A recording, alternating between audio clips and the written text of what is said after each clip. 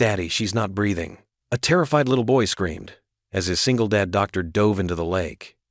But what started as a desperate rescue soon uncovered a heartbreaking secret that would change all their lives forever. Before we get into the story, comment below where in the world you were watching from today.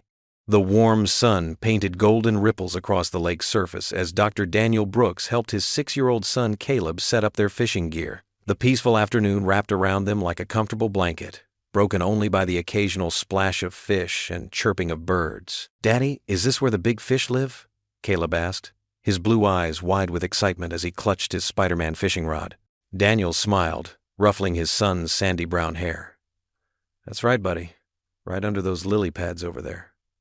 He pointed to a cluster of green leaves floating nearby. "That's where the smart ones hide." Caleb bounced on his toes, nearly dropping his tackle box. "Can we catch one today? A really big one?" "We'll try our best," Daniel replied, setting up their folding chairs on the wooden dock. The familiar motions of preparing their fishing spot helped ease the constant tightness in his chest. These quiet moments with Caleb were precious, a reminder that even after losing Sarah, life still held moments of joy.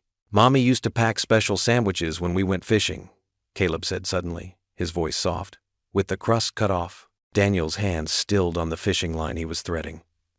"She sure did, buddy. Your mom made the best sandwiches. I miss her, Daddy." Caleb's lower lip trembled slightly. Daniel pulled his son close, breathing in the scent of his shampoo and the lingering trace of the peanut butter toast he'd had for breakfast. "I miss her too, every single day. But you know what? She'd be so proud of you, learning to fish all by yourself." Caleb's face brightened. "Really? Really? Remember how she used to say you were her brave little man?" A giggle escaped Caleb's lips. "Even when I was scared of the thunder?" "Especially then," Daniel said, his throat tightening with memories. "Being brave doesn't mean never being scared.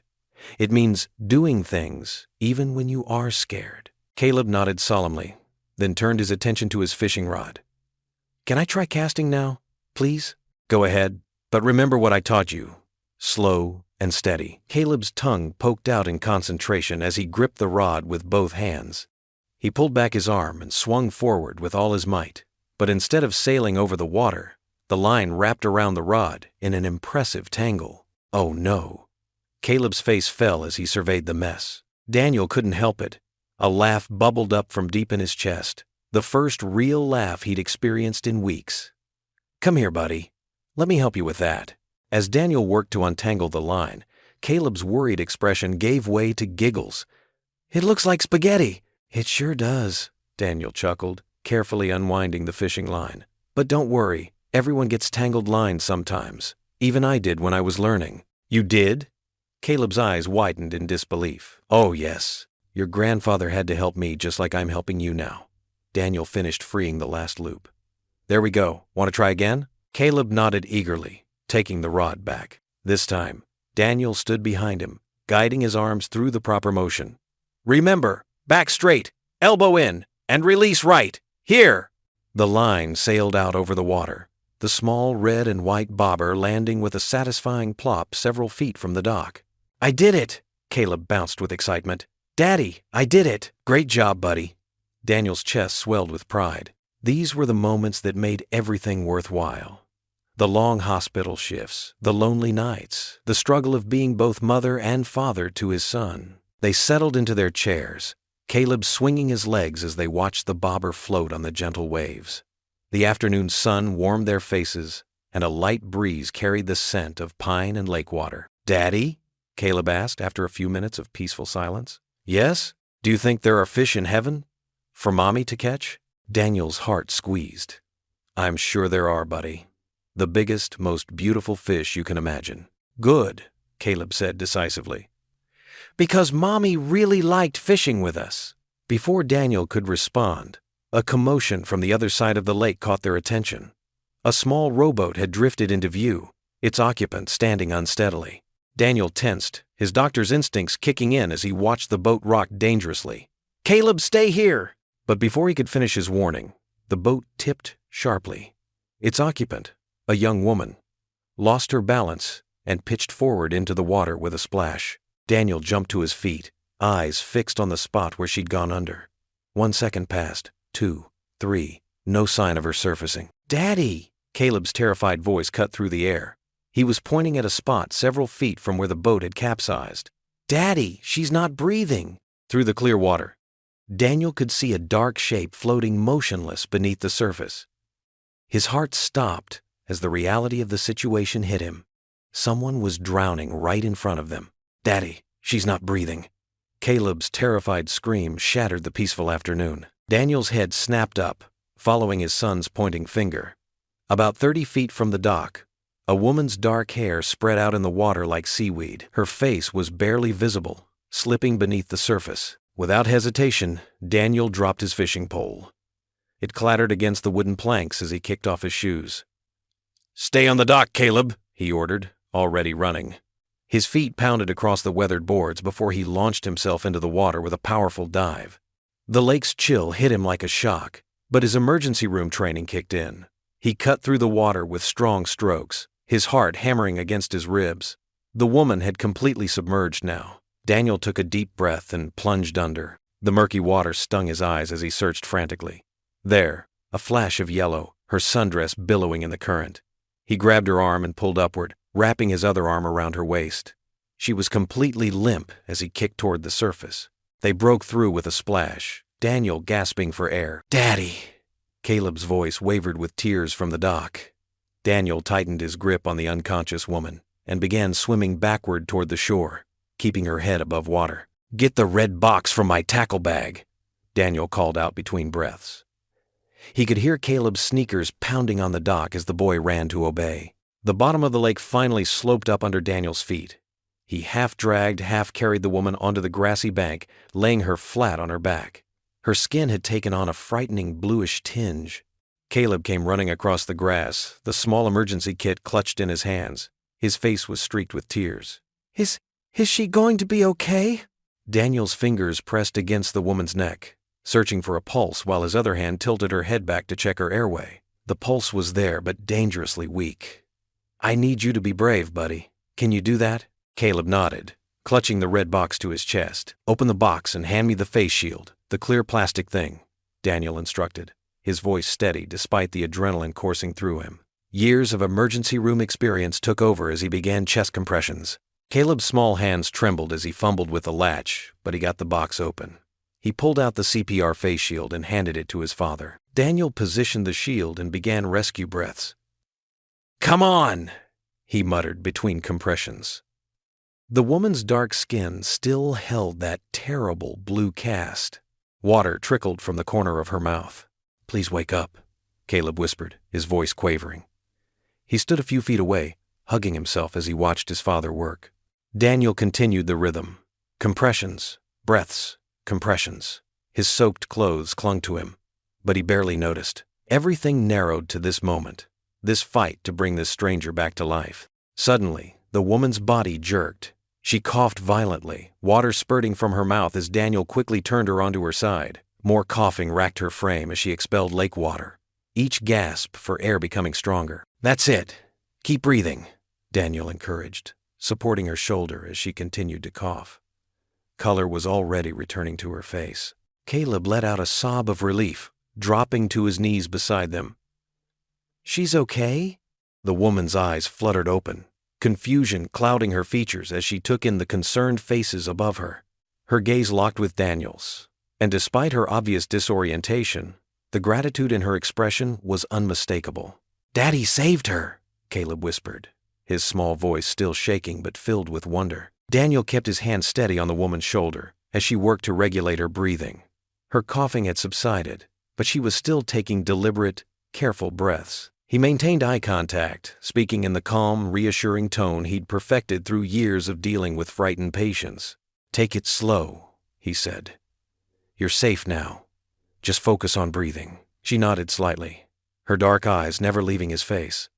One of her hands moved weakly, finding his arm and squeezing it in wordless thanks. The sound of approaching sirens cut through the air. Someone must have called 911 when they saw what was happening.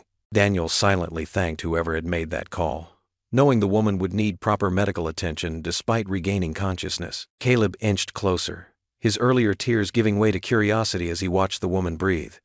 His small hand found its way into Daniel's free one, squeezing tight. Daniel squeezed back, knowing his son had been just as much a part of this rescue as he had. The woman was still looking at them both, her eyes now clearer as awareness fully returned. The gratitude in her gaze was so intense it almost hurt to meet it. She drew another careful breath, as if preparing to speak, but Daniel gently shook his head. "Don't try to talk yet," he said softly. "The paramedics are almost here. We've got you." Grace sat shivering on the dock, her thin sundress plastered to her skin.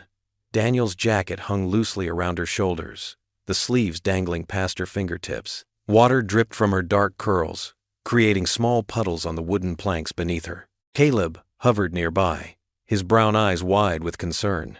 He clutched his father's tackle box tightly against his chest, as if it might protect them all from another scary moment. The late afternoon sun cast long shadows across the dock, and a gentle breeze carried the scent of lake water and pine needles. "I'm Dr. Daniel Brooks," Daniel said softly, kneeling beside her. His own clothes were soaked through, but he didn't seem to notice. "And this is my son Caleb. Can you tell me your name?" Grace's teeth chattered slightly as she pulled the jacket closer. Grace Williams," she managed, her voice hoarse from coughing up lake water. "I'm the new music teacher at Pine Grove Elementary. You're going to be teaching at my school?" Caleb bounced on his toes, his earlier fear transforming into excitement. "I'm in first grade." A small smile touched Grace's lips, bringing warmth to her pale face. "First grade is my favorite," she said, her voice growing stronger. "That's when children really start to love music." "Mommy used to sing like you," Caleb blurted out, then immediately fell silent. The words hung in the air like delicate crystal, fragile and precious. Daniel's breath caught in his throat. He watched Grace's expression carefully, seeing the mix of surprise and gentle understanding cross her features. The moment stretched between them, filled with unspoken understanding. Grace turned to Caleb, her eyes soft. "Your mommy must have been very special," she said quietly. "And you were so brave today, helping your daddy save me. I saw you running to get the supplies from the tackle box." Caleb's chest puffed up slightly at the praise, though his eyes remained serious. "Daddy taught me what to do in emergencies," he said, stumbling slightly over the word. "He's a doctor at the big hospital." "Emergency room physician," Daniel clarified, running a hand through his wet hair. "Though I prefer calmer situations than this one." He tried for a light tone, but concern still edged his voice. "How are you feeling? Any dizziness, chest pain?" Grace shook her head carefully. "Just cold and embarrassed," she admitted. "I was out on my friend's boat, and I stood up to take a picture of the sunset. The wake from another boat hit us, and I lost my balance." She glanced out at the lake, where small waves lapped against the dock posts. "My purse and phone are probably at the bottom of the lake now." "That's okay," Caleb piped up. "Daddy can take you home in our truck. Right, Daddy?" He looked up at his father with complete faith in his ability to solve any problem. Daniel nodded, though he noticed Grace's slight hesitation. "We'd be happy to give you a ride," he said gently. "You shouldn't be walking home after nearly drowning." "Doctor's orders." Grace's fingers twisted in the two long sleeves of Daniel's jacket. "I don't want to impose," she started, but Caleb interrupted. "Please?" he asked, giving her what Daniel recognized as his best pleading look. "And maybe someday you can sing for me? You promised." A genuine laugh escaped Grace's lips, surprising them all. "I did promise, didn't I?" She looked up at Daniel, something vulnerable yet trusting in her expression. "If you're sure, it's not too much trouble." "No trouble at all," Daniel assured her, standing and offering his hand to help her up. "Our truck's just up in the parking lot. Caleb, can you carry the tackle box?" "I got it," Caleb declared proudly, already starting down the dock. "And I'll show Miss Grace my favorite dinosaur book in the back seat." Grace accepted Daniel's hand, rising somewhat unsteadily to her feet. Her fingers were cold in his warm grip, and he found himself holding on a moment longer than necessary, making sure she was stable. "Thank you," she said quietly, and Daniel knew she meant for more than just the hand up. "Both of you. I don't know what would have happened if—" "But it didn't," Daniel said firmly, recognizing the shadow of fear in her eyes. "You're safe now." He gestured toward the parking lot where Caleb was waiting impatiently by their old blue pickup truck. "Shall we?" Grace nodded, drawing his jacket closer around her shoulders as they walked. The late afternoon sun caught the water droplets in her hair, making them sparkle like tiny diamonds. Behind them, the lake stretched calm and peaceful, as if it hadn't nearly claimed a life just minutes before. "Can Miss Grace sit in the middle?" Caleb asked as they approached the truck. "So I can show her the T-Rex page?" "How about we get Miss Grace home first?" Daniel suggested, opening the passenger door. "She probably wants to get into some dry clothes." "Of course," Caleb nodded seriously. "But maybe next time?" Grace paused with one foot on the truck's running board, looking down at Caleb's hopeful face. "Next time?" she agreed softly, then glanced at Daniel as if checking that it was okay to make such a promise. He smiled, and something in his chest loosened just a bit. "Next time," he echoed, helping her into the truck before lifting Caleb into the back seat.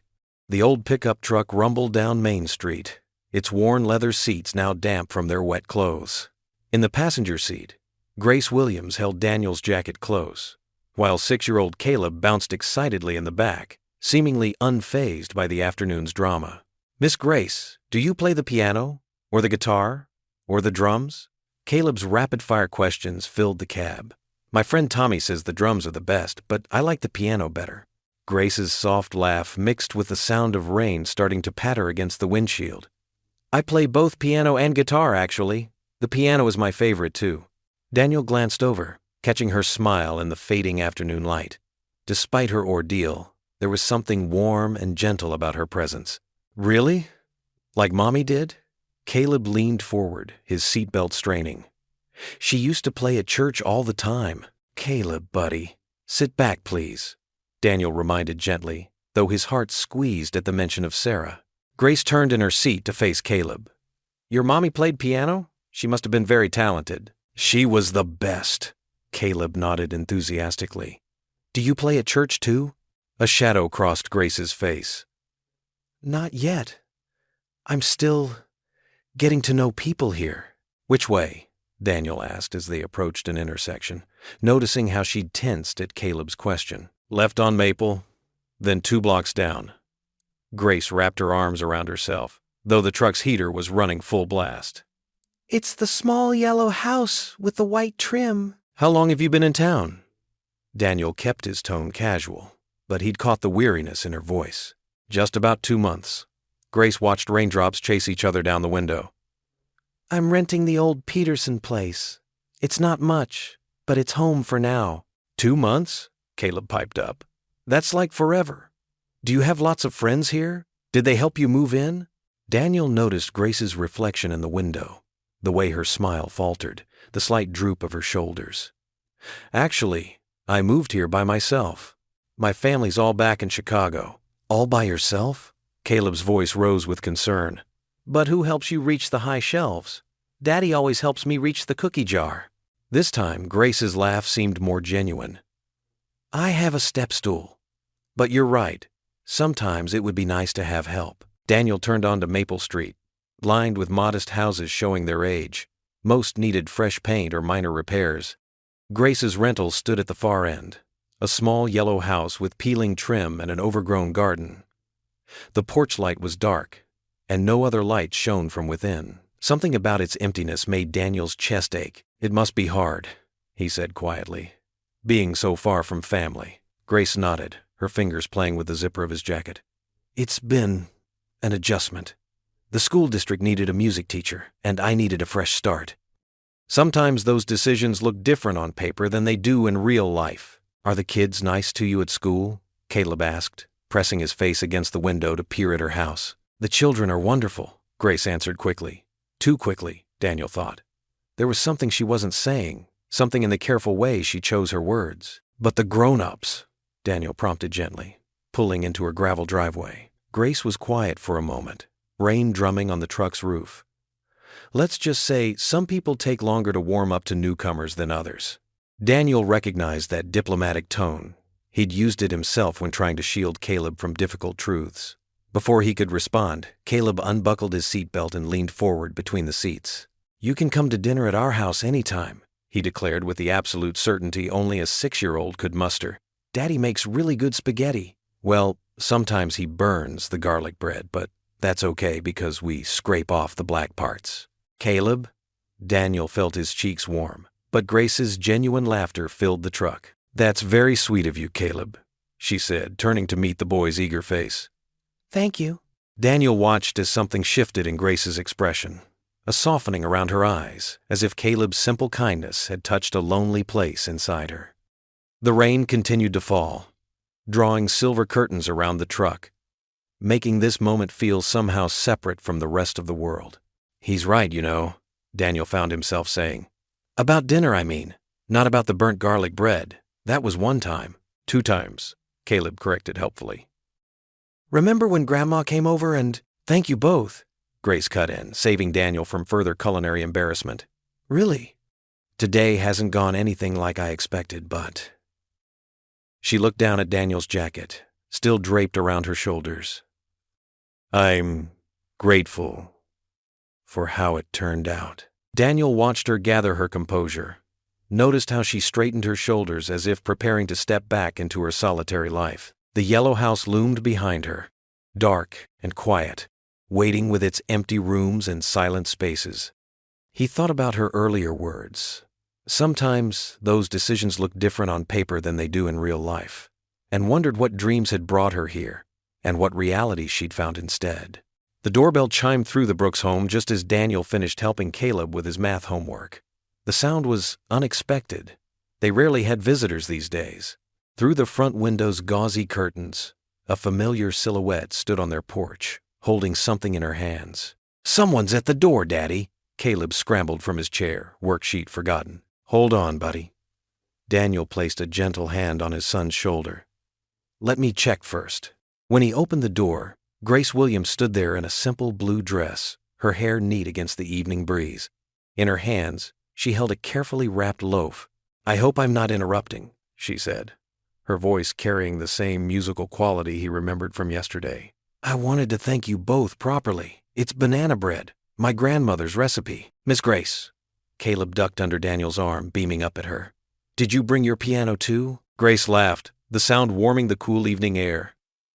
"No piano today, but I did bring something sweet." Daniel hesitated for just a moment, his protective instincts warring with the genuine warmth in Grace's eyes. "Would you like to come in? We were just about to start dinner." "Oh, I couldn't impose. Please stay." Caleb grabbed her free hand. "Daddy made spaghetti, and he makes the best sauce ever." Daniel watched his son's earnest face and felt something in his chest loosen. Caleb's right. There's plenty to go around. Grace's smile widened. "Well, how can I refuse such a gracious invitation?" Inside, Caleb bounced around Grace like an excited puppy, showing her their family photos on the wall, his favorite toy cars, and the kitchen where Daniel was adding final touches to the sauce. "Can I help set the table?" Grace asked, placing the banana bread on the counter. "I'll show you where everything is."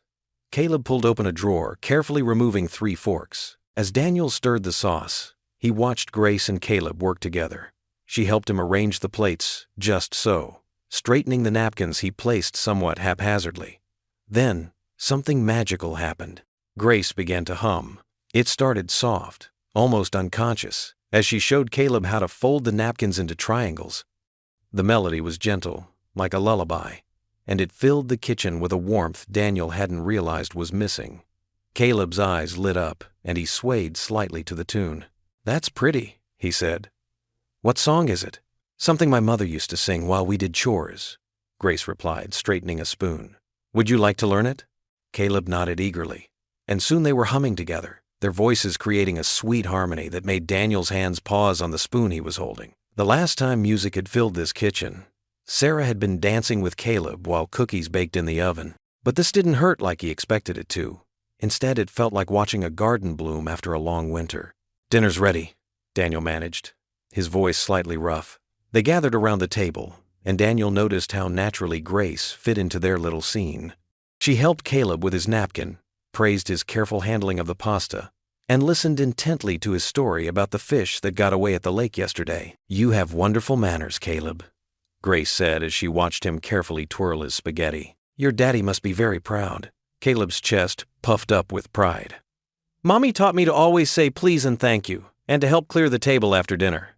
Instead of the usual awkward silence that followed mentions of Sarah, Grace nodded seriously. Those are excellent things to remember. My grandmother taught me the same things. The conversation flowed easily after that. Grace told them about her music classes, how she was teaching the third graders to play recorders. Not always the most melodious instrument, she admitted with a laugh. And her plans for the upcoming school concert. Caleb hung on every word, especially when she described the different instruments her students were learning. "Could I learn piano?" he asked, looking between Grace and his father. "We'll see, buddy," Daniel said, noticing how Grace carefully didn't pressure or push the idea. After dinner, Caleb insisted on showing Grace his favorite book before she left. She sat with him on the couch, listening as he proudly read aloud, helping him with the bigger words. Daniel watched from the kitchen as he cleaned up, struck by how patient she was, how genuine her interest seemed in his son's halting progress through the story. When it was time for Grace to leave, Caleb gave her a big hug. "Thank you for the banana bread, Miss Grace, and for helping me set the table, and for teaching me that song." "You're very welcome, Caleb. Thank you for sharing your dinner with me." Daniel walked her to the door, suddenly aware of how quiet the house would feel once she left. "Thank you for coming by," he said. "You didn't have to. I wanted to." Grace's eyes were sincere in the porch light. "You two did save my life after all."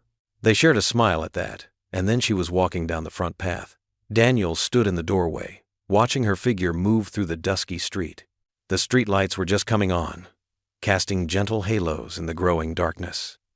There was something both delicate and resilient about the way she carried herself, like a wildflower that could bend with the wind without breaking.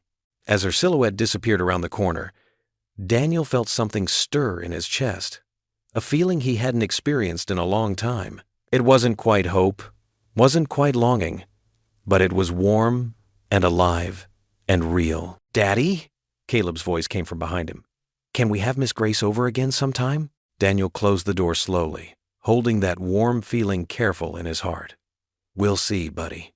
We'll see." The morning sun streamed through stained glass windows, casting rainbow patterns across the wooden pews of First Baptist Church. Daniel adjusted his tie, a ritual that still felt strange without Sarah's gentle teasing about his crooked knots.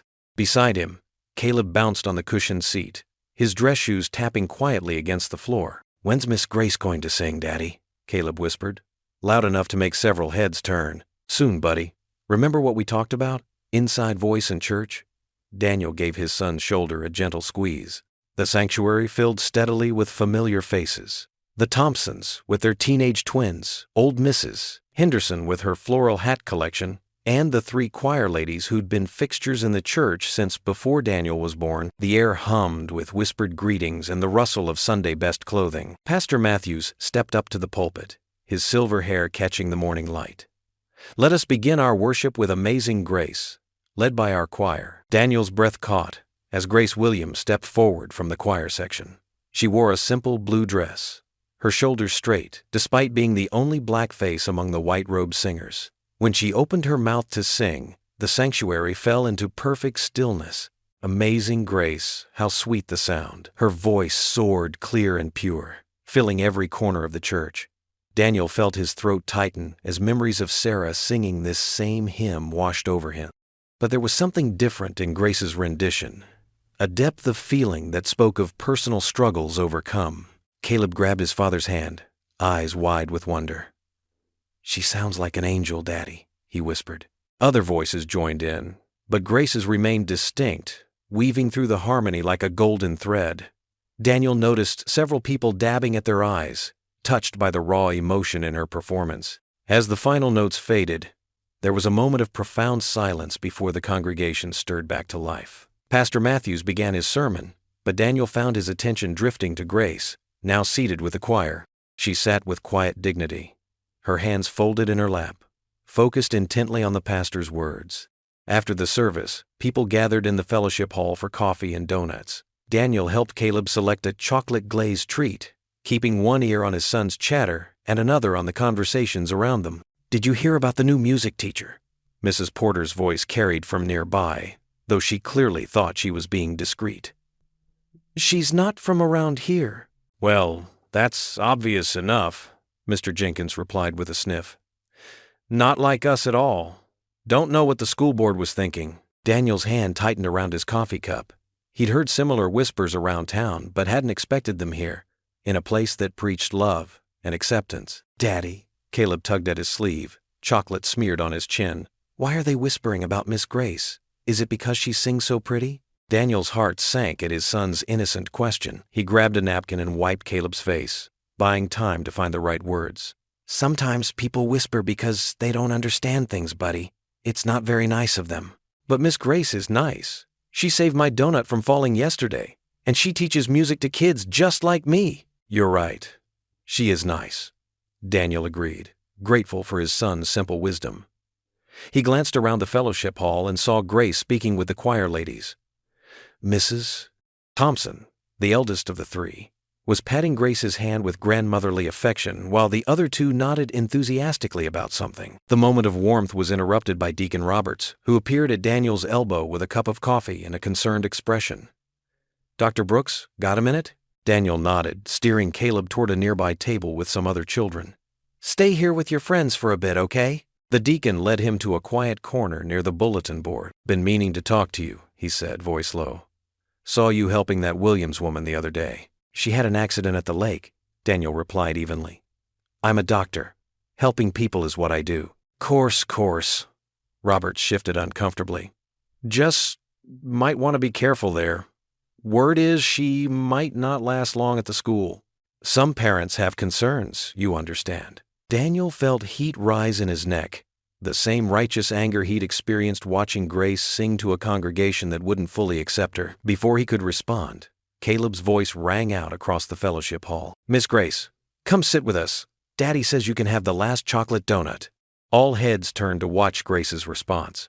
She stood frozen for a moment, caught between Caleb's innocent invitation and the weight of dozens of stares. The choir ladies gave her encouraging smiles, while others looked away or whispered behind their hands. The simple kindness of a child had laid bare the hypocrisy of those who sang about amazing grace but struggled to show it. Daniel watched as Grace squared her shoulders and walked toward his son, her smile gentle but her eyes holding a shadow of pain he recognized all too well. The late afternoon sun cast long shadows across Main Street as Daniel's truck pulled up to Grace's modest rental house. Caleb had spent the entire drive practically vibrating with excitement, his small hands clutching the piano lesson book they'd picked up from the music store. "Please, Daddy. You said maybe last week, and I've been extra good." Caleb's eyes sparkled with hope, his feet swinging beneath the passenger seat. Daniel drummed his fingers on the steering wheel. He'd been putting this off for days, making excuses about schedules and timing. But Caleb hadn't stopped asking, and truth be told, the house had felt emptier since that Sunday at church. "All right, buddy. Let's see if Miss Grace is home." They walked up the narrow path to Grace's front door, lined with cheerful marigolds she'd planted in recycled tin cans. Before Daniel could knock, Caleb pressed the doorbell twice in quick succession. "Caleb," Daniel started, but the door opened, and Grace stood there in a flowered dress, her braids tied back with a yellow ribbon, her face lit up at the sight of them. "Well, this is a nice surprise," she said, then noticed the book in Caleb's hands. "Is that what I think it is?" Caleb thrust the book forward. "Daddy said I could maybe take piano lessons from you. Please? I promise I'll practice every day." Grace's smile softened as she glanced at Daniel. "Are you sure about this?" Daniel nodded, trying to keep his voice casual. "If you have room for another student, for my brave rescue helper, always." She stepped back, gesturing them inside. "Come on in." The living room was small, but welcoming, with warm yellow walls covered in vintage music posters. Sheet music sat neatly organized on wooden shelves, and a well-loved upright piano occupied the far wall. Mismatched furniture created cozy reading nooks, and a fuzzy orange cat dozed in a patch of sunlight. "That's Beethoven," Grace said, noticing Caleb's wide-eyed stare at the cat. "He's my audience during practice," Caleb giggled. "Like the composer?" "Exactly. Though this one's more interested in naps than symphonies." Grace led them to the piano, where she'd placed a cushioned bench. "Hop up here, Caleb. Let's see what those fingers can do." Daniel settled into an armchair nearby, watching as Grace showed Caleb how to position his hands on the keys. She was patient, breaking down complex concepts into simple games that had his son laughing while he learned. "These are the black keys," she explained, pointing. "Think of them like stepping stones in a river. The white keys or the river itself? Can I try walking across? Caleb asked, and Grace nodded encouragingly. His small fingers picked out a halting pattern, missing more notes than he hit, but Grace celebrated each attempt. That's it! You're getting your river legs! The afternoon light shifted gradually, painting the room in warm amber tones. Daniel found himself relaxing into the chair, surprised by how comfortable it felt to be here. Grace moved with natural grace around her space, completely at ease with teaching. When Caleb struggled with a particular pattern, she pulled out colorful stickers to mark the keys, turning frustration into fun. Remember when you helped your daddy save me? Grace asked, helping Caleb position his thumb. Playing piano is like that. Sometimes you have to be patient and careful, but you never give up. Caleb's face scrunched in concentration. Like when Daddy had to press on your chest. Well, maybe not exactly like that. Grace laughed, catching Daniel's eye with a warm smile. But the brave part? That's the same. As the lesson drew to a close, Grace wrote careful notes in Caleb's book, marking pages for practice. Just 10 minutes a day, she told him. That's all I ask. Can you do that for me? Yes, Caleb bounced on the bench. Can I say goodbye to Beethoven? While Caleb gently petted the drowsy cat, Grace moved to stand near Daniel. Thank you, she said softly, for trusting me with him. Daniel watched his son, noting the pure joy on his face. He hasn't been this excited about something in a long time. Children are resilient, Grace replied. Sometimes they show us the way forward when we're stuck. The words hit close to home, but before Daniel could respond, Caleb bounded back to them. Daddy, can we come back next week, please? Same time? Daniel asked Grace. She nodded, already writing in her lesson planner. Same time. Outside, the evening had cooled, but Caleb's enthusiasm hadn't dimmed. He skipped along the sidewalk beside Daniel, occasionally breaking into a run before coming back to grab his father's hand. Miss Grace is the best teacher ever, he declared. And did you see all her music pictures? And Beethoven? He purred when I scratched his ears. Daniel couldn't help but smile at his son's excitement. I saw. You did really well today, buddy. Caleb looked up at him, his face serious for a moment. She makes the house feel happy again. The simple truth of a child's observation stopped Daniel in his tracks. He looked back at Grace's house, where warm light still glowed in the windows, and thought about the music that had filled the room, the laughter, the sense of possibility that seemed to hover in the air. Maybe Caleb wasn't just talking about Grace's house. The hallways of Cedar Grove Elementary were quiet except for Daniel's footsteps echoing against the worn linoleum floors. He held Caleb's Spider-Man lunchbox, which his son had forgotten in his rush to get to baseball practice with his friend's family. The afternoon sun streamed through the windows, creating long rectangles of light on the floor. As he approached room 112, soft humming drifted through the partially open door. Daniel recognized Grace's voice, gentle and sweet, even when she was just absently singing to herself. He knocked lightly on the doorframe. Grace looked up from her desk, startled. Papers were spread out before her, and colorful music notes decorated the walls around her. Oh, Dr. Brooks, Daniel. She smiled, though he noticed the tiredness around her eyes. Is everything okay? Caleb forgot his lunchbox. Daniel held up the container. I figured I'd drop it by since I was heading to the hospital for my shift anyway. That's thoughtful of you. Grace gestured to an empty student chair near her desk. Would you like to sit for a minute? I could use a break from grading these music theory worksheets. Daniel glanced at his watch. He had some time before his shift. He settled into the small chair, feeling slightly ridiculous in the tiny seat. Tough day? Grace's smile faltered slightly. She set down her red marking pen and rubbed her temples. Just challenging. She hesitated, then seemed to make a decision to be honest. 3 more parents pulled their children from my class this week. Daniel's jaw tightened. Because they didn't say it directly. Grace's voice was soft, but steady. They never do. But I heard through Mrs. Johnson in the office. They don't want their children learning from. She gestured to herself, letting the unspoken words hang in the air. Anger flashed across Daniel's face. That's ridiculous. You're an incredible teacher. Caleb talks about your class non-stop. Caleb is special. Grace smiled genuinely now. And you've raised him to see people's hearts, not their skin color. She straightened some papers on her desk, but not everyone in Cedar Grove shares that perspective. Have you talked to Principal Matthews about this? Grace shook her head. He's sympathetic, but there's only so much he can do. Parents have the right to request class changes. She picked up her pen again, twirling it between her fingers. I knew it might be like this when I took the job. Small towns can be set in their ways. That doesn't make it right. Daniel leaned forward, his voice intense. Maybe if I talk to some of the parents. No, Grace cut him off firmly. Please, Daniel, don't get involved. She met his eyes. You have a good reputation in this town. You're respected. Getting mixed up in this, it could cause problems for you and Caleb. I don't care about. But I do, Grace said softly. You and Caleb have become, she paused, choosing her words carefully, important to me. The last thing I want is for you to face backlash because of me. Daniel watched her return to grading papers, her shoulders slightly hunched, as if carrying an invisible weight. The afternoon sun caught the silver music note pendant she always wore, making it gleam. You shouldn't have to face this alone, he said finally. Grace looked up, her eyes warm but determined.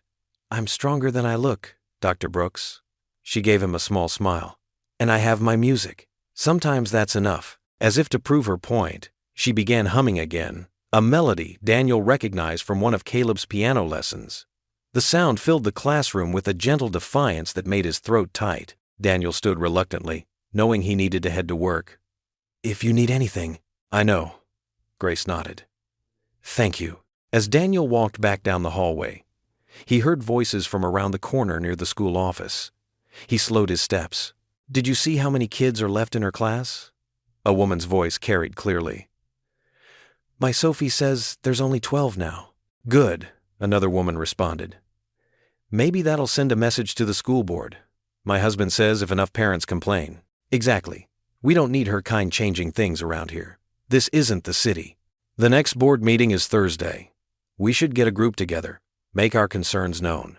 They'll have to get rid of her. Daniel's hands clenched into fists. He forced himself to keep walking, Grace's words echoing in his mind. Please, don't get involved. But as he pushed through the school's heavy front doors into the afternoon sunlight, he knew staying silent might no longer be an option. The Spider-Man lunchbox was still in his hand, its bright colors a reminder of Caleb's innocent joy in Grace's class. His son, who saw only music and kindness where others chose to see differences that didn't matter. The aroma of garlic bread and marinara sauce filled Daniel's kitchen as he stirred the pot of spaghetti. Caleb sat at the counter, swinging his legs and coloring with intense focus. Is Miss Grace really coming over? Caleb asked for the third time, his blue eyes sparkling with excitement. Daniel couldn't help but smile. Yes, buddy. She'll be here any minute.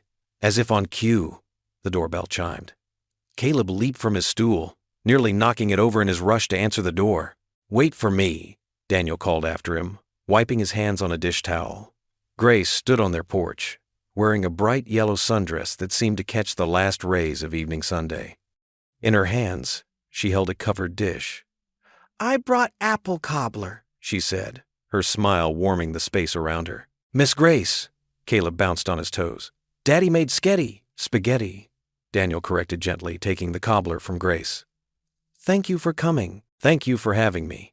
Grace followed them inside, her presence immediately making the house feel more alive. Something smells wonderful. During dinner, Grace shared stories about her music class that had Caleb giggling between bites of pasta. She described how one little boy had accidentally knocked over the tambourine stand, creating an impromptu percussion concert. And then, Grace continued, her eyes dancing, Jenny started conducting with her pizza slice at lunch. Tomato sauce everywhere. Caleb nearly choked on his milk from laughing so hard. Daniel patted his back, chuckling himself. It felt good to laugh like this, natural and easy. After they cleared the dishes, Caleb raced to the living room and returned with Candyland tucked under his arm. Can we play, please? Well, Daniel glanced at Grace apologetically. I'd love to, she said, already moving to help Caleb set up the board on the coffee table. They settled on the floor around the colorful game board, Caleb explaining the rules with great seriousness despite both adults knowing how to play. As they moved their pieces along the rainbow path, Daniel noticed the way Grace's smile would slip when she thought no one was looking. There was a shadow behind her eyes that seemed familiar. He'd seen it in his own reflection often enough. 3 games later, Caleb won twice. They were sharing Grace's apple cobbler when she suddenly said, "This reminds me of home." Her voice grew quieter. "Back in Chicago, my grandmother and I used to have game nights every Friday." "Where's your grandmother now?" Caleb asked innocently. Grace's fingers tightened around her dessert bowl. "She passed away last year. That's part of why I moved here. Needed a fresh start, you know." Daniel nodded, understanding all too well. Was there someone special in Chicago?" he asked carefully. Grace set down her spoon. "There was, James. We were engaged, actually." She took a deep breath. "He decided he wasn't ready for marriage 2 weeks before the wedding. Said he'd met someone else." "I'm so sorry," Daniel said softly. "It's okay. Well, it's getting okay." Grace managed a small smile. What about Sarah?" "Caleb mentions her sometimes." Daniel felt the familiar ache in his chest, but it wasn't as sharp as usual. "Cancer. 2 years ago. It happened so fast. Diagnosis too." He glanced at Caleb, who was arranging his remaining cobbler into shapes. "She loved music too. Used to sing Caleb to sleep every night." Grace reached across the table and squeezed his hand briefly. The gesture was simple but carried understanding that went beyond words. When bedtime came, Caleb insisted Grace help with his prayers.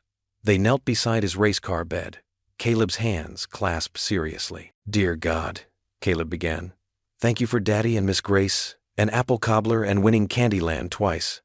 He paused, then added, "And please, tell Mommy in heaven that Miss Grace is taking good care of us." Grace's eyes glistened as she added softly, "Amen." Daniel stood in the doorway, watching as Grace tucked the blanket around Caleb's shoulders. She hummed a gentle lullaby, something sweet and old-fashioned that made Caleb's eyelids grow heavy. The sight stirred something deep in Daniel's heart. Gratitude, yes, but also a warmth he hadn't felt in a long time. This woman, who had her own hurts and battles, was helping heal their broken little family without even trying. Caleb's breathing evened out into sleep. Grace stood quietly, careful not to disturb him. She turned to find Daniel watching, and a moment of understanding passed between them. Two people who had lost much, but were somehow finding their way back to joy, one game night and bedtime prayer at a time. "Thank you," Daniel whispered as they stepped into the hallway. The words felt inadequate for what he really wanted to express, for the way she had brought light back into their home, for the gentle care she showed his son. Grace's answering smile told him she understood. The fluorescent lights buzzed overhead in the crowded elementary school gymnasium. Metal folding chairs scraped against the floor as parents and teachers filed in for the emergency school board meeting.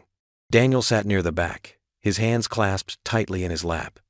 He watched Grace at the front, sitting straight-backed but tense beside the other teachers. Board President Margaret Wilson tapped her microphone. "This special session will now come to order." Her stern face surveyed the crowd. "We're here to address concerns raised by several parents regarding our music program." Daniel's jaw clenched. The real meaning was clear. They were here to discuss Grace. A man in a crisp business suit stood up first. "My name is Richard Bennett. I represent a group of concerned parents." He cleared his throat. "We believe Miss Williams' teaching methods are unsuitable for our children." Grace didn't flinch, but Daniel saw her hands twist in her lap. "She's introducing music that doesn't reflect our community's values," Bennett continued. "Songs from other cultures that have no place here. And her classroom management." He shook his head. "Several parents have reported their children coming home confused by her. His different approach." Murmurs rippled through the crowd. Some nodded in agreement. "Thank you, Mr. Bennett," Wilson said. "Would anyone else like to speak?" A woman in a floral dress stood up. "My Tommy used to love music class. Now he comes home singing songs I don't even understand. This isn't what we want for our children." More parents stood to voice similar complaints, each one thinly veiling their real objection. They didn't want Grace teaching their children because of her race. Daniel's heart pounded. He hadn't planned to speak, but the words of Sarah, his late wife, echoed in his mind. Sometimes being silent is the same as being wrong. He rose slowly to his feet. The room quieted. "My name is Dr. Daniel Brooks." His voice came out stronger than he expected. "I'm Caleb Brooks' father, and I have something to say about Miss Williams." Grace's eyes widened slightly as she turned to look at him. 3 months ago, I took my son fishing at Lake Morrison. It was supposed to be just another quiet afternoon." Daniel paused, his throat tight with memory. Instead, we witnessed an accident. Miss Williams nearly drowned when her boat capsized. The room was completely silent now. I pulled her from the water, but my 6-year-old son, who Miss Williams now teaches, helped save her life by bringing me supplies for CPR. Since then, I've watched this remarkable woman transform not just my son's life, but the lives of countless students. Daniel looked directly at Bennett. You talk about different approaches. Let me tell you about her approach. She taught my son, who lost his mother 2 years ago, how to find joy in music again. She showed him that songs can heal broken hearts. His voice grew passionate. You say she doesn't reflect our community's values? Well, what are those values? Because I thought they included kindness, acceptance, and helping our neighbors. I thought they included judging people by their character, not their color. Several people shifted uncomfortably in their seats. Others nodded slowly. Miss Williams doesn't just teach music. She teaches compassion. She shows our children how to embrace differences and find beauty in diversity. And if those aren't our community's values, Daniel's voice cracked slightly, then maybe it's our values that need to change, not our teachers. He looked at Grace, whose eyes shimmered with unshed tears. This woman literally gave my son his smile back. She filled our home with music when we thought we'd never hear it again. And I know there are other parents here whose children have similar stories. As if on cue, Mrs. Henderson, one of the choir ladies, stood up. My granddaughter Rachel never showed any interest in music before Miss Williams. Now she practices piano every day. Another parent stood, then another, each sharing stories of how Grace had touched their children's lives. When the meeting finally adjourned 2 hours later, no vote had been taken on Grace's employment. The board agreed to review the situation further, but Daniel knew they'd won this round. Outside, the spring evening air was cool and sweet. Daniel fell into step beside Grace as they walked toward her house. You didn't have to fight for me, she said softly, her arms wrapped around herself. Daniel looked at her in the gathering dusk. Yes, I did. The crickets chirped their evening song as they continued walking in companionable silence, both knowing that something fundamental had shifted between them. The school auditorium hummed with activity as Grace moved between rows of children, adjusting their positions on the risers. Her gentle touch and warm smile put even the most nervous students at ease. Caleb, standing proudly in the front row in his pressed white shirt and blue bow tie, watched her with admiration. Remember, everyone, Grace said, her voice carrying clearly through the space. Music comes from your heart first. The notes will follow. She demonstrated the breathing exercise they'd practiced, and 20 small chests rose and fell in unison. Miss Williams, Caleb called out, raising his hand high. Can we do the special song one more time? His eyes sparkled with excitement. Grace checked her watch. They still had 30 minutes before the audience would arrive. Of course, sweetheart. Everyone ready? The children nodded eagerly. Grace sat at the piano, her fingers hovering over the keys. The melody began softly, like morning sunlight creeping through windows. The children's voices joined in perfect harmony, singing about hope and new beginnings. In the back of the auditorium, Daniel slipped in quietly, watching the rehearsal. His heart swelled as he observed Grace directing with graceful movements, her face glowing with joy. Caleb caught sight of his father and waved excitedly, never missing a note. Time flew by, and soon parents began filling the seats. The atmosphere crackled with anticipation. Grace straightened the children's rows one final time, whispering words of encouragement to each young singer. She knelt beside Caleb, adjusting his bow tie. Ready for your big moment? Yes, ma'am. Caleb bounced on his toes. I practiced my introduction 100 times. The auditorium lights dimmed, and Principal Stevens stepped to the microphone. Welcome to our spring concert, featuring our elementary school choir under the direction of Miss Grace Williams. The curtains parted, revealing the children arranged in neat rows, their faces bright with excitement. Grace stood before them, elegant in a deep purple dress that caught the stage lights. She raised her hands, and silence fell over the room. The first notes of Amazing Grace filled the air, but with a gentle, contemporary arrangement that Grace had created. The children's voices rose pure and clear, weaving together in perfect harmony. Parents leaned forward in their seats, many wiping tears from their eyes. The program continued with folk songs and spirituals, each performance more touching than the last. Even those who had opposed Grace's teaching methods sat transfixed by the music their children created under her guidance. Then came the moment Caleb had been waiting for. He stepped forward to the microphone, his small frame straight and confident.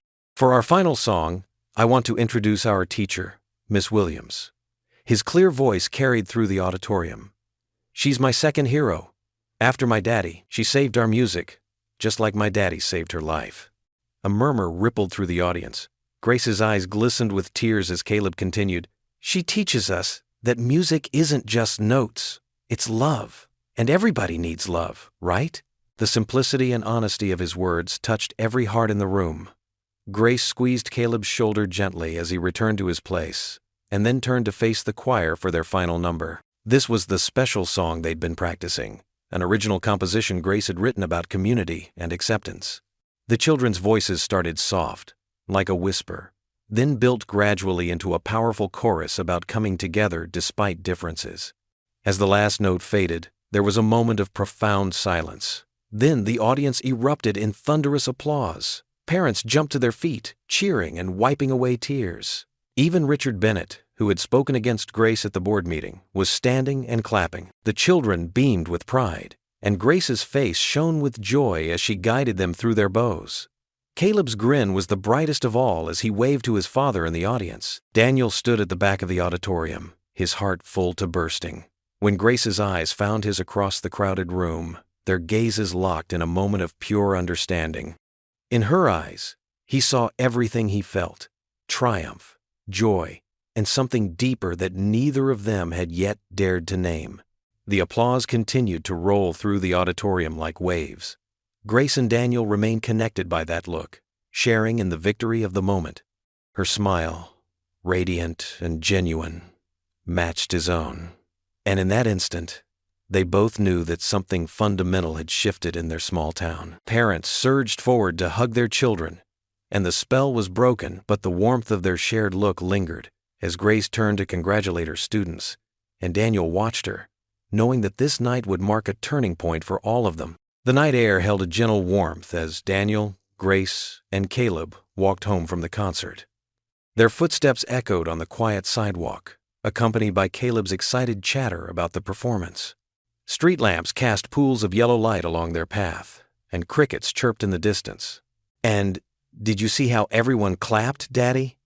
Caleb skipped between them, still riding high on the evening's success. "Even Mrs. Peterson was crying happy tears." Daniel smiled down at his son, then glanced at Grace. She looked radiant in her navy blue concert dress, her face glowing with the lingering joy of the performance. "You did something special tonight," he said softly. "Those kids will remember this forever." "The children were wonderful," Grace replied, her voice warm with pride. "They worked so hard." She reached down to ruffle Caleb's hair. "Especially this little star right here." As they rounded the corner onto Grace's street, Caleb suddenly stopped skipping. His small body went rigid. "Daddy?" His voice quivered. "What's that on Miss Grace's house?" Daniel's heart sank as he followed his son's gaze. Even in the dim evening light, the ugly words were impossible to miss. Stark black paint defaced the white siding of Grace's small rental house. "Go home," sprawled across the front in dripping letters. Grace's sharp intake of breath cut through the cricket song. She stood frozen, one hand pressed to her mouth, the other clutching her concert folder so tightly her knuckles went white. "Grace." Daniel started, but before he could continue, she stumbled forward, fumbling with her keys at the front door. Her hands shook so badly she dropped them. Daniel quickly moved to help, picking up the keys and opening the door. Inside, Grace collapsed onto her sofa, her shoulders beginning to shake with silent sobs. Caleb hovered uncertainly in the doorway, his eyes wide with confusion and fear. "I'll call the police," Daniel said, pulling out his phone, but Grace shook her head violently. "No," she managed between sobs. "No police. It won't help. Nothing helps." Her carefully styled hair was coming undone, and mascara traced dark lines down her cheeks. It's too much. I can't keep fighting." Daniel sat beside her on the sofa, wanting to reach out but unsure if he should. "We'll clean it up tomorrow. First thing, I know some people who can help." "You don't understand," Grace interrupted, her voice breaking. "It's not just about the graffiti. It's everything. The whispers, the stares, the parents pulling their kids from my class. She drew a shuddering breath. And now they're coming to my home, my safe place. Caleb crept closer, his lower lip trembling. But you can't let the mean people win, Miss Grace. Grace looked at him with such sadness that Daniel felt his own throat tighten. Oh, sweetheart, she whispered. Sometimes walking away isn't letting them win. Sometimes it's just surviving. What do you mean? Daniel asked, though he already knew the answer. I'm leaving, Grace said quietly, wiping at her tears. I've already started looking for teaching positions in other districts. Bigger cities where, she gestured helplessly at herself, at her skin, where this won't matter so much. No. Caleb rushed forward, throwing his arms around her waist. No, you can't leave. You're our friend. You teach me piano and make Daddy smile and... His words dissolved into tears. Daniel felt something breaking inside his chest. Grace, please, we can fight this together. The concert tonight proved that there are people here who support you, who care about you. That's exactly why I have to go, Grace said, gently stroking Caleb's hair as he cried against her. Look at what this is doing to him, to both of you. The town is turning against you just for being associated with me. She looked up at Daniel, her eyes filled with pain. I won't be responsible for hurting you and Caleb. You've both been through enough already. But we love you, Caleb sobbed, his words muffled against her dress. Grace's face crumpled at this. She bent down and pressed a soft kiss to Caleb's forehead. I have to, she whispered, her tears falling into his hair. I'm so sorry, but I have to. Daniel watched helplessly as his son clung to Grace, feeling the weight of everything they stood to lose pressing down on him. The woman who had brought music back into their lives, who had helped heal wounds they thought would never close, was slipping away. And in this moment, despite all his medical training and ability to save lives, he didn't know how to save what mattered most. The crickets continued their song outside, oblivious to the hearts breaking within the small house's walls. Through the window, the harsh words on the siding seemed to mock them, a stark reminder of the ugliness that had shattered their brief moment of triumph and joy. Caleb's desperate plea hung in the air, unanswered except for Grace's soft, broken whisper, I have to. The morning sun streamed through the kitchen windows, but the Brooks' household felt cold and empty. Daniel stood at the counter, mechanically stirring his coffee while stealing glances at Caleb. His son sat slumped at the breakfast table, chin resting on his arms, staring at his untouched bowl of Cheerios. Buddy, you need to eat something, Daniel said softly, his heart aching at the sight of his son's distress. Caleb shook his head, his lower lip trembling. I'm not hungry. The clock on the wall ticked loudly in the heavy silence. Daniel had barely slept, his mind replaying the events of last night. The hatred scrawled across Grace's house, her tears, and worst of all, Caleb's desperate pleas for her to stay. The memory of his son's crying made his chest tight. Can we go see Miss Grace? Caleb's voice was small and hopeful. Daniel set down his coffee mug. Not right now, buddy. She needs some time. But what if she leaves while we're waiting? Tears welled up in Caleb's eyes. Like Mommy did? The words hit Daniel like a physical blow. He crossed the kitchen and knelt beside his son's chair. That's different, Caleb. Your mom didn't choose to leave us. She loved us very much. Miss Grace loves us too, Caleb insisted, his voice rising. She makes you smile again. She teaches me piano. She helps me with my prayers. His small hands balled into fists. Why do mean people want her to go away? Daniel struggled to find the right words. How could he explain prejudice to a 6-year-old when he himself couldn't understand such senseless hate? Sometimes people are afraid of things that are different, he said carefully. But that doesn't make it right. Caleb pushed his cereal bowl away. I don't want breakfast. I want Miss Grace. Daniel watched helplessly as his son slid off the chair and wandered into the living room. The morning light caught the dust motes dancing in the air, reminding him of how Grace's presence had brought life back into their home. The thought of losing that warmth made his stomach clench. From the living room came the soft sound of Caleb's voice. Daniel moved quietly to the doorway and saw his son kneeling before the fireplace mantel, where Sarah's photograph stood in a silver frame. Caleb's hands were clasped tightly, his eyes squeezed shut. Dear God, Caleb whispered, please don't let Miss Grace leave.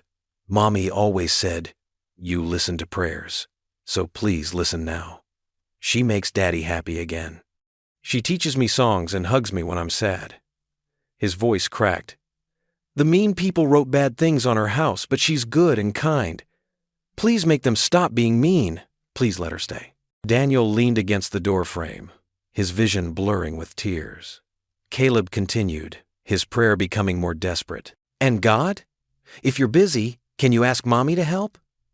She would like Miss Grace. She would want her to stay with us. Caleb opened his eyes and looked up at Sarah's smiling photograph. Right, Mommy? The innocent faith in his son's voice stirred something deep in Daniel's chest. He thought about Grace's gentle strength, how she'd faced every challenge with dignity. He remembered her voice lifting the spirits of her students, her kindness touching everyone around her, the way she'd brought music and joy back into their lives. Caleb was right. Sarah would have liked Grace. His late wife had always fought for what was right, never backing down from injustice. The thought of Grace leaving town, driven away by hatred and fear, went against everything Sarah had believed in. Daniel watched as Caleb reached up to touch Sarah's photograph. I miss you, Mommy, he whispered. But Miss Grace helps the hurt feel better. She says it's okay to be sad sometimes, but we have to keep loving people anyway. The words echoed in Daniel's mind. Grace had taught them both about healing, about finding joy again. She'd shown them that love was stronger than loss, that family could grow in unexpected ways. Caleb's shoulders shook with silent sobs. Please, God, please let her stay. Daniel's chest tightened as he watched his son's pain. The memory of Grace's tear-stained face flashed through his mind, along with all the moments she'd brought light into their lives, her laughter during family dinners, her patience during Caleb's piano lessons, her quiet strength at the school board meeting. In that moment, listening to his son's heartfelt prayer, Daniel's uncertainty vanished. He couldn't let Grace face this alone. He couldn't let hatred win. Not just for Caleb's sake, but for all of them. Grace had saved them from drowning in grief. Now it was their turn to save her. His resolve hardened like steel. The solution wasn't to let her run away. It was to stand beside her, to show her she had a family worth fighting for, to prove that love could overcome fear, that community could be stronger than prejudice. Caleb's prayer continued, soft and sincere, while Daniel stood in the doorway, his heart full of determination. They had already lost one mother to circumstances beyond their control. They weren't going to lose Grace to hatred and fear, not without a fight. Daniel sat at his kitchen table late into the night, his coffee long cold, staring at his phone. The memory of Caleb's prayer echoed in his mind, spurring him to action. With trembling fingers, he dialed Mrs. Henderson, the head of the church choir. Martha? I'm sorry to call so late, but I need your help. Her warm voice crackled through the speaker. Daniel Brooks, I was wondering when you'd call. We've been waiting. He blinked in surprise. Waiting? Of course, dear. The choir ladies and I have been watching this whole awful business. That sweet Grace Williams has the voice of an angel and a heart to match. What do you need? Daniel's throat tightened. I need to show her she's not alone.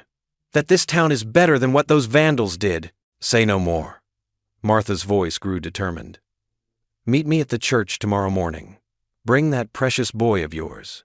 By 9 the next morning, the church basement hummed with activity. The 3 choir ladies, Martha, Betty, and Rose, had mobilized their considerable network. Church members filled the tables, writing letters and signing petitions. Daniel watched in amazement as Martha directed operations like a general. Betty, call the hardware store about paint donations. Rose, get those petition sheets to the grocery store. And someone find those veterans who always sit in the back pew. As if summoned, Tom Wilson and 3 other veterans appeared in their old service caps. Tom's weathered face was stern as he approached Daniel. Doc Brooks, he said, his voice gruff with emotion. Heard about what happened to Miss Williams. My buddies and I didn't fight overseas just to see discrimination in our own hometown. Daniel clasped Tom's hand. Thank you, sir. Don't thank us yet. Tom straightened his shoulders. We're organizing a watch rotation. Nobody's going to vandalize that lady's house again. Not on our watch. Throughout the day, support grew like a wave. Daniel's patients stopped by, sharing stories of how Grace had touched their lives. Parents whose children she taught brought photographs of smiling faces from music class. Even the town's mayor appeared, looking sheepish. "The council's holding an emergency meeting," he told Daniel. "This isn't who we are as a community." By afternoon, Martha Henderson had orchestrated a small army. Paint supplies filled the church parking lot, donated by local businesses. The hardware store owner himself arrived with security cameras to install at Grace's house. "Free of charge," he insisted. "My granddaughter's in her class. Never seen that child so happy about school." Daniel watched as people streamed in and out of the basement, signing petitions and offering help. The choir ladies moved among them, serving coffee and coordinating efforts with practiced efficiency. You see, Martha touched his arm gently. sometimes people just need a little nudge to do what's right. Tom and his fellow veterans had already stationed themselves near Grace's house, their presence a quiet but firm statement. Other volunteers worked quickly to clean off the hateful graffiti, while more arrived with paintbrushes and rollers. As the sun began to set, Daniel gathered the letters, petitions, and photographs into a box. The stack of support was overwhelming. Hundreds of signatures, dozens of heartfelt messages, and even drawings from Grace's students. Martha pressed a final envelope into his hands. "From the choir, ladies," she said with a wink. "Tell her we're not letting our best soprano get away that easily." Daniel drove slowly to Grace's house, the precious box beside him. Through his windshield, he could see the transformation. The ugly graffiti was gone, replaced by fresh paint. Tom Wilson sat in a lawn chair on the sidewalk, thermos in hand, keeping watch. Other veterans patrolled nearby, their presence both protective and proud. His heart pounding, Daniel walked up to Grace's door. When she opened it, her eyes were red from crying, but she managed a small smile. "Daniel, what are you doing here?" Without a word, he held out the box. Grace took it hesitantly, peering inside. Her hands began to shake as she lifted out letter after letter, petition after petition. "I don't understand," she whispered. "This is your town too," Daniel said softly. "These are your neighbors, your students' parents, your fellow church members. They want you to stay." Grace's eyes filled with tears as she read through the messages. Her fingers traced the children's drawings, lingered over the choir lady's note, and finally found the petition signatures. "All these people?" her voice quavered. Daniel led her to the window, where she could see Tom Wilson standing guard, the fresh paint gleaming on her walls, and the steady stream of supporters driving by to check on her. "You're not alone," Daniel said. "Not anymore." Grace pressed a hand to her mouth, tears spilling down her cheeks. But these weren't tears of despair. They were tears of hope. The evening stars twinkled above Grace's freshly painted house, their light catching the glossy finish that still carried the scent of new paint. Daniel sat on the porch steps beside Grace, both of them quiet after the long day of work. The community's response had been overwhelming. Dozens of people had shown up with paintbrushes, ladders, and determined spirits to erase the hateful messages that had marred her home. Grace hugged her knees to her chest, her eyes reflecting the starlight. "I still can't believe they all came," she whispered. "Mrs. Henderson brought 3 casseroles and wouldn't take no for an answer when she insisted on organizing the cleanup crew." Daniel smiled, remembering how the elderly choir director had taken charge, directing volunteers with the same authority she used to conduct her beloved choir. Martha Henderson is a force of nature. Once she decides something needs doing, it gets done. The veterans who stood guard while everyone worked, Grace's voice caught. Mr. Jenkins said no one would dare cause trouble with Medal of Honor recipients watching. "They meant every word," Daniel said softly. "When I called around last night, I didn't have to convince anyone. They were already on your side, Grace. They just needed someone to rally them together." Grace turned to look at him, her eyes glistening with unshed tears. Why did you do all this, Daniel? You could have just let me leave. It would have been easier. Daniel's heart hammered in his chest. The moment he'd been both dreading and longing for had arrived. "Easier isn't always right," he said. "And I couldn't let you go. Not without telling you the truth." "The truth?" Her voice was barely a whisper. Daniel shifted to face her fully. "The truth is, you've brought something back to our lives that I thought was gone forever.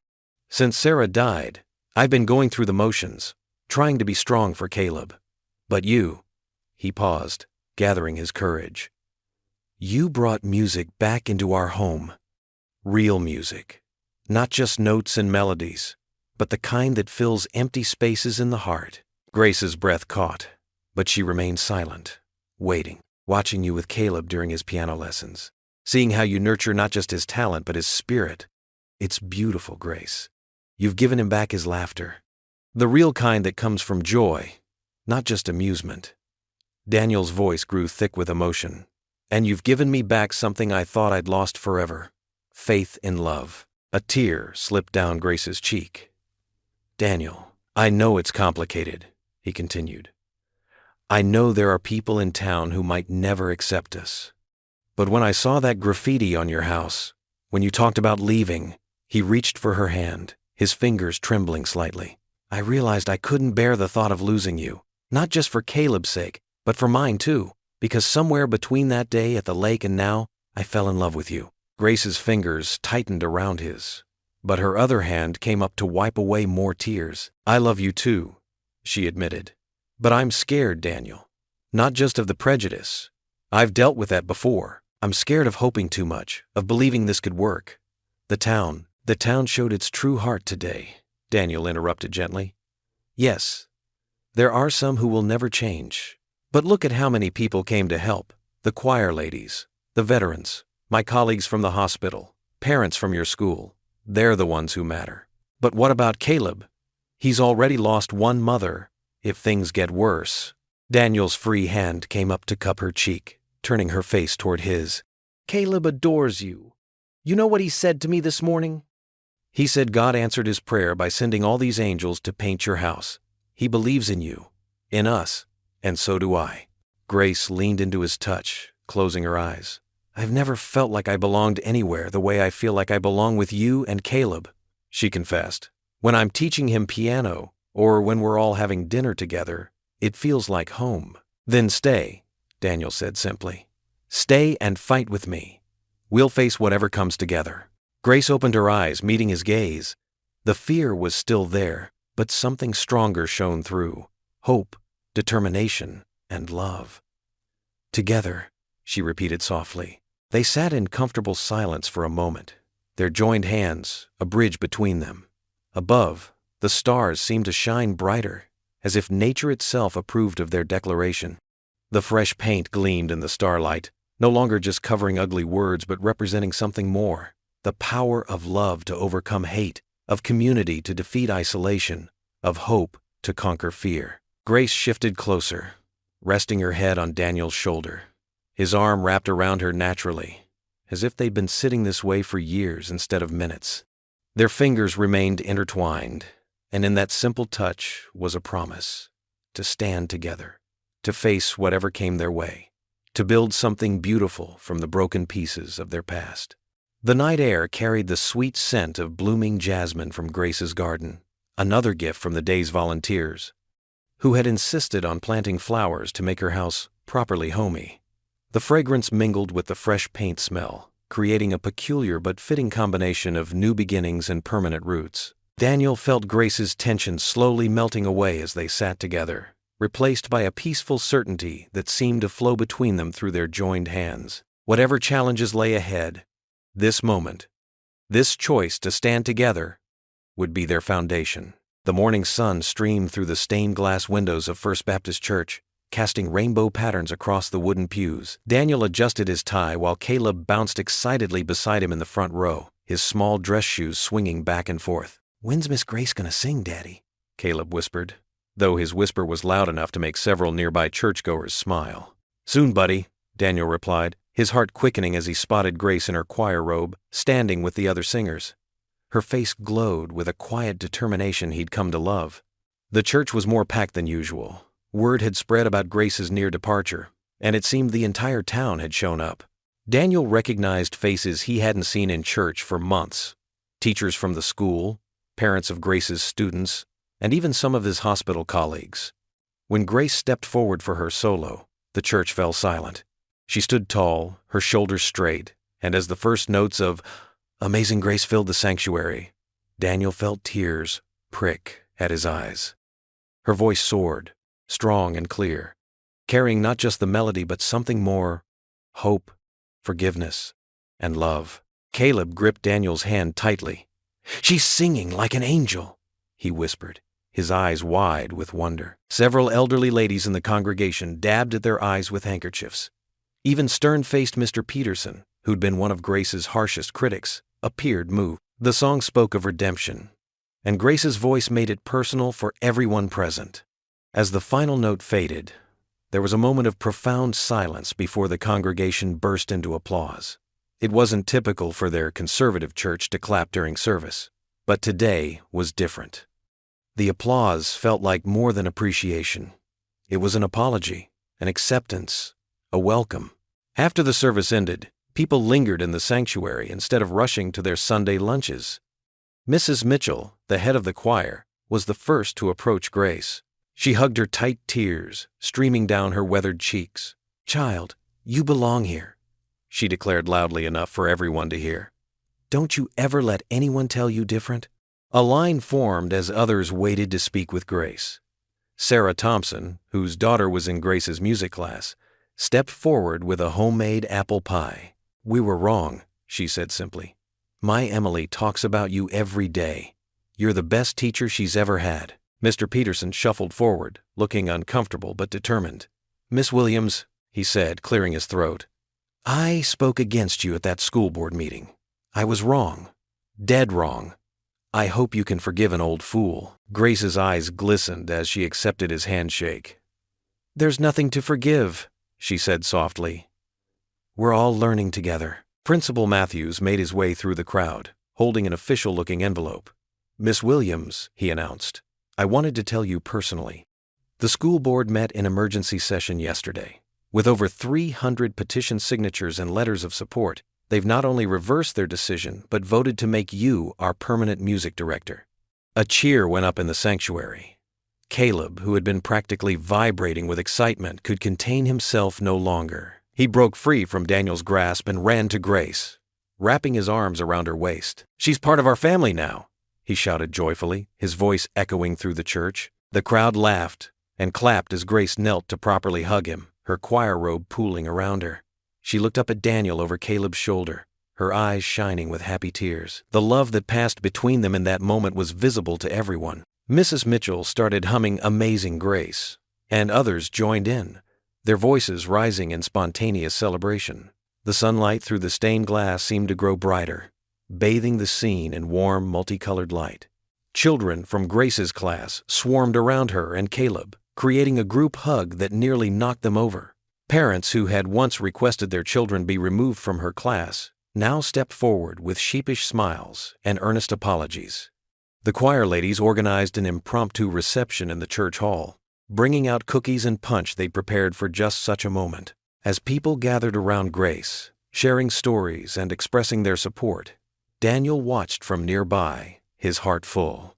Reverend Thompson raised his hands for attention. "Folks," he said, his voice carrying over the happy chatter, "I believe we've witnessed something powerful today. Let this be a reminder that love and understanding can overcome any darkness." Grace stood in the midst of it all, one arm still around Caleb, accepting hugs and well wishes with gracious dignity. She'd become more than just the music teacher. She was now woven into the fabric of their community, stronger for having faced down prejudice with unwavering faith and gentle strength. Caleb remained glued to her side, proudly announcing to anyone who would listen, "She's part of our family now." His innocent joy seemed to wash away any remaining tension, replacing it with warmth and acceptance. The late spring sunlight streamed through the windows of Daniel's house as Grace carried a cardboard box through the front door. The box was filled with sheet music, its corners worn from years of use. Caleb bounced excitedly beside her, his small hands reaching up to help. "Can I carry something, Miss Grace? Please?" His eager face made her laugh. "Here," she said, handing him a lightweight folder of children's songs. "This is very special music. Think you can handle it?" Caleb nodded seriously, clutching the folder to his chest like a precious treasure. Daniel watched from the doorway, a soft smile playing on his lips as Grace and his son worked together. "Where should we put the piano books?" Grace asked, looking around the living room. The upright piano they'd bought last week stood against the wall, its polished wood gleaming. "Right here!" Caleb patted the piano bench. "So we can practice lots and lots." Daniel stepped forward to help Grace with the heavier box. Their hands brushed, and they shared a warm look. "I think that's perfect," he said.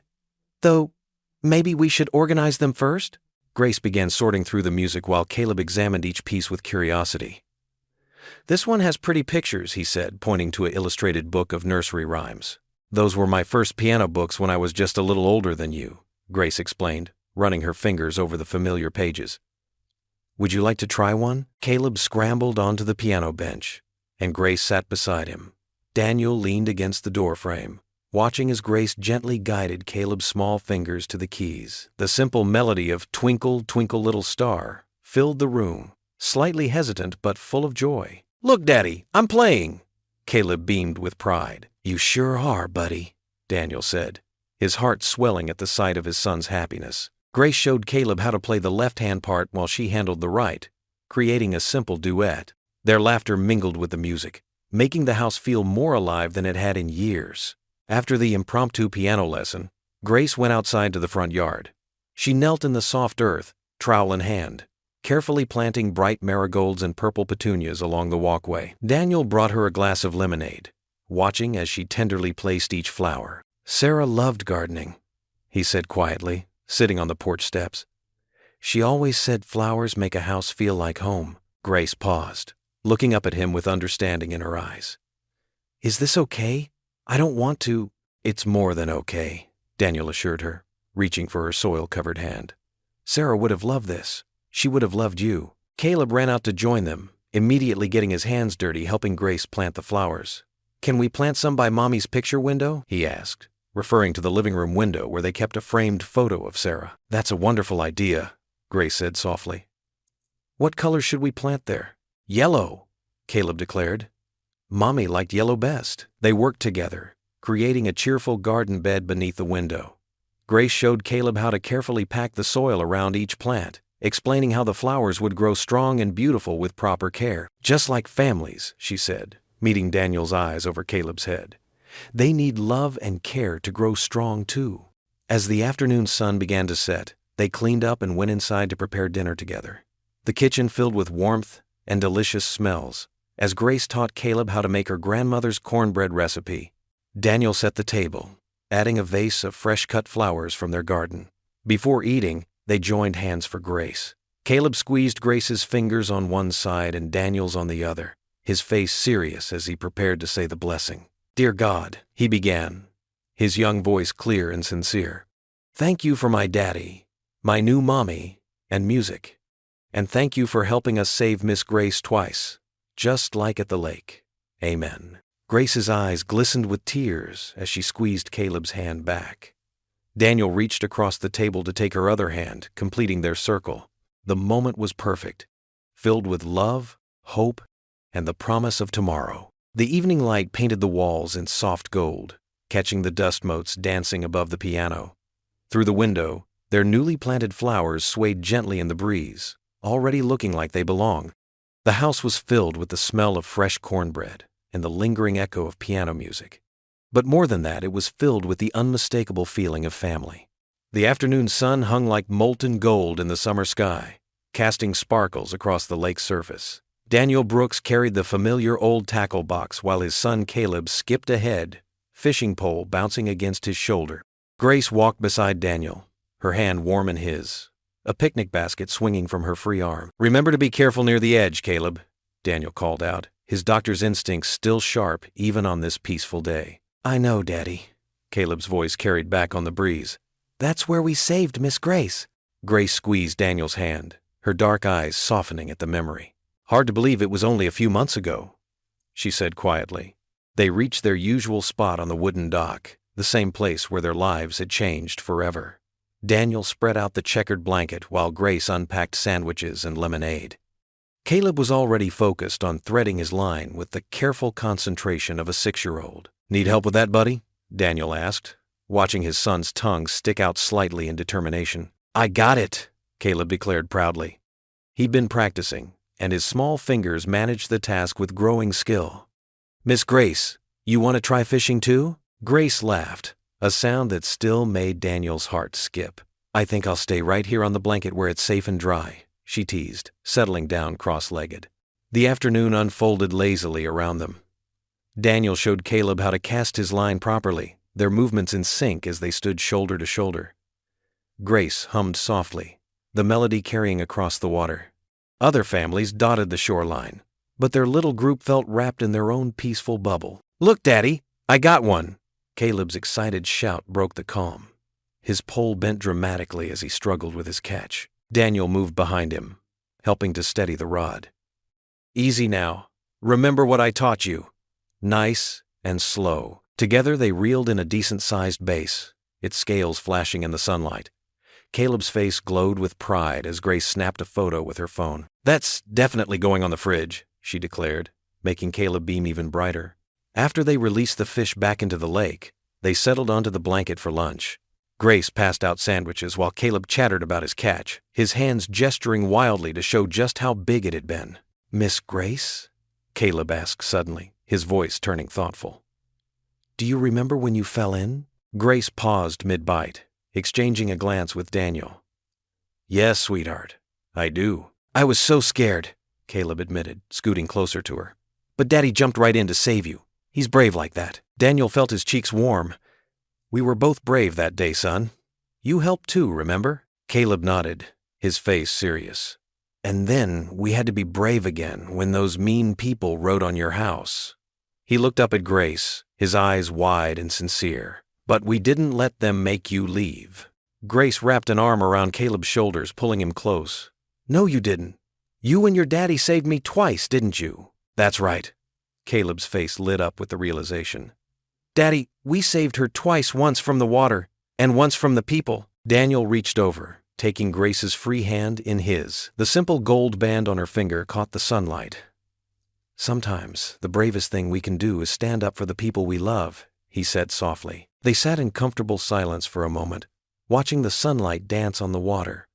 A gentle breeze carried the scent of pine and summer flowers. Grace leaned her head against Daniel's shoulder, and Caleb nestled between them, creating a perfect circle of warmth and belonging. The afternoon began to fade into evening, painting the sky in brilliant streaks of orange and pink. Daniel packed up the tackle box while Grace and Caleb folded the blanket together, their movements practiced and familiar, like a family that had always been whole. "Time to head home," Daniel announced, hoisting the tackle box. "Can we come back tomorrow?" Caleb asked hopefully, clutching his fishing pole. Grace laughed, ruffling his hair. "How about next weekend? We'll bring hot dogs to grill this time. Promise?" "Promise," both Daniel and Grace answered in unison, making Caleb giggle. They walked away from the dock together, their shadows stretching long in the setting Sunday. Caleb walked between them, reaching up to hold both their hands. The lake sparkled behind them, a witness to their journey from strangers to family, from rescue to love, from fear to triumph. As they made their way up the path, Grace's voice lifted in a quiet hymn, one she often sang in church. Caleb joined in, his clear child's voice harmonizing naturally with hers. Daniel listened, his heart full, knowing that sometimes the greatest miracles come disguised as ordinary moments like these. The sunset painted everything in warm golden light as they walked together, their footsteps in perfect rhythm, 3 hearts beating as one. Behind them, the lake continued its gentle lapping against the shore. The same waters that had once threatened to separate them, now a symbol of the providence that had brought them together. Their figures grew smaller against the deepening sky, but their joy remained palpable in the summer evening. A father, a son, and the woman who had completed their family walking home together, stronger and more united than ever before. What would you do if you were in their place? Comment your answer below, and let's see how you'd rewrite the ending.